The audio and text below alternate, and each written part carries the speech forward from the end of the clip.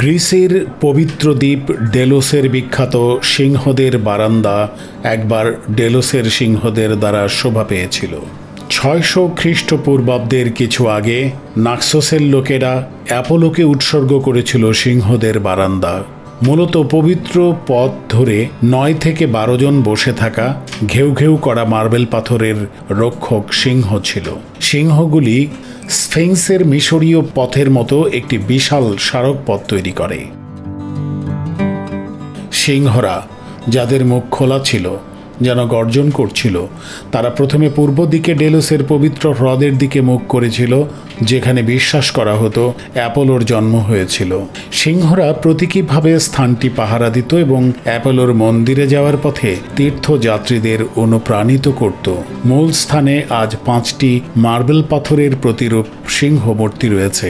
2500 বছর ধরে প্রাকৃতিক উপাদানের সংস্পর্শে থাকার পর মূল ভাস্কর্যগুলি জাদুঘরে সংরক্ষিত এবং সুরক্ষিত রয়েছে।